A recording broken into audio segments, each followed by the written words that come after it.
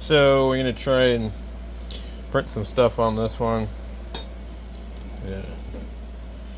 Make sure it's not gonna go anywhere funky.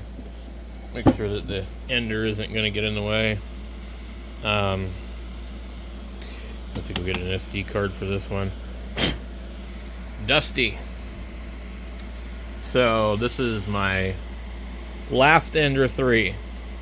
The only one I got left. The Ender 3 V2 Neo, which I think is probably the best one they made in this type of series. There is another one with a sprite extruder, but it's actually more expensive than the KE, which I don't understand why. But so this is still your typical Ender. It's got all the adjustments and everything. And we went direct drive. These are just so modifiable that I think everybody needs to have at least one. So you got the drawer, which is nice. I had to print a drawer for my Ender 3 Pro. So if anybody's looking for a drawer for an Ender 3 Pro, you can look on printables under the name No Name, and you should be able to find one. It was really tough to find one that worked very well on the Ender 3 Pro, because I had an Ender 3 Pro that had been completely modified and upgraded screen and everything. So it had the screen, it had the BL, it had a BL Touch sensor. I can't remember what one. It had a Noctura fan in it even. It was nice. And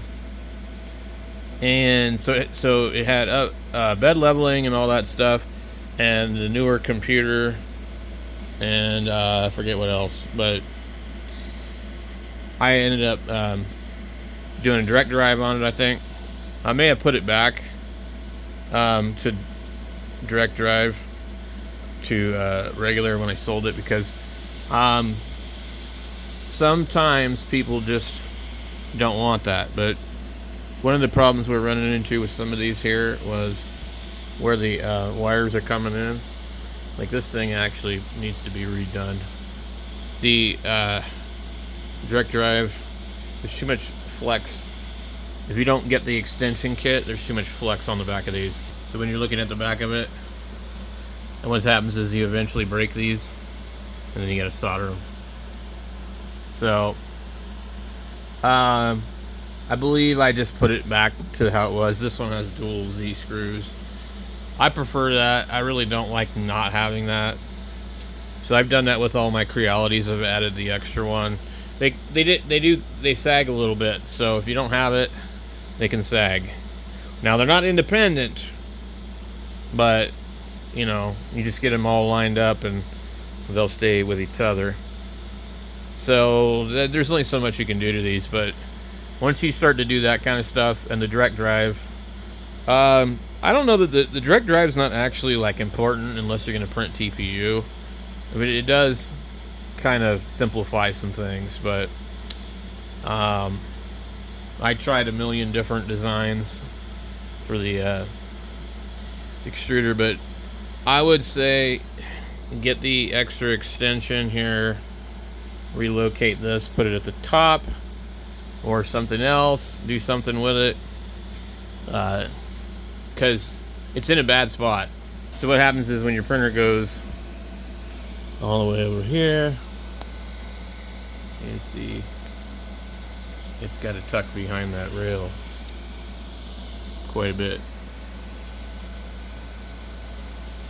See that? So you'd be better off to have it up at the top. There are other designs that you can buy. They have funky little plates that put the motor going the other way. I personally prefer this to face this way, not this way, but this is the easiest way to retain a lot of the factory parts and still use the factory extruder. Now the Neo comes with a metal extruder, all the other ones come with a plastic one. And also, once you go to dual gear extruder, then you gotta print a different bracket. I am not a fan of the dual gear extruders. I really don't think they're necessary. But one of the things that makes these printers slow is the extruder. So you're talking about something like this. It has a planetary gear extruder. It's very different. It can do a lot of different things. I prefer the Creality sensor over the Solvol and the other magnetic crap ones. It means I can still run a glass print bed on here if I want to. I can't do that on this because this is a magnetic sensor. So, but anyway, today we're going to do some printing and just dust these things off. And we're printing the cases for the heltec stuff. I just printed this one on here. It's a real tight fit. I would say I would be afraid to give this to somebody because I think that they might break their board putting it in. But anyway, I'm printing the rest of it just for my purposes. So it's an extended case. I want to see how it's going to come out. So we'll get that one done. And then that'll probably wrap up the rest of the clear filament. So once that's done, I'm going to try a couple of other ones just to see if maybe they fit better.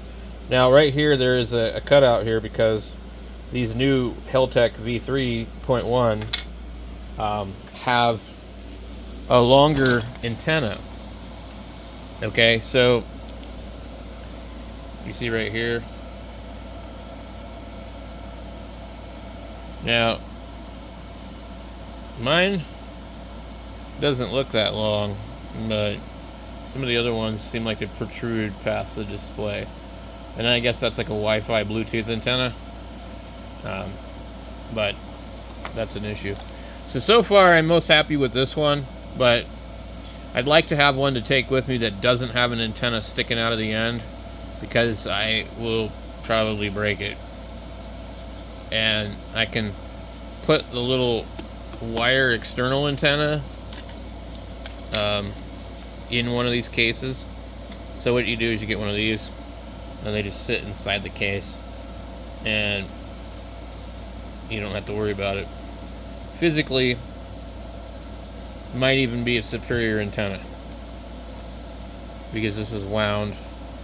I don't know. Some people say they're better. I don't know. So I'm going to print. This case doesn't have provision to put the antenna inside. I'm going to print a different one that does. So we got a bunch of stuff to print.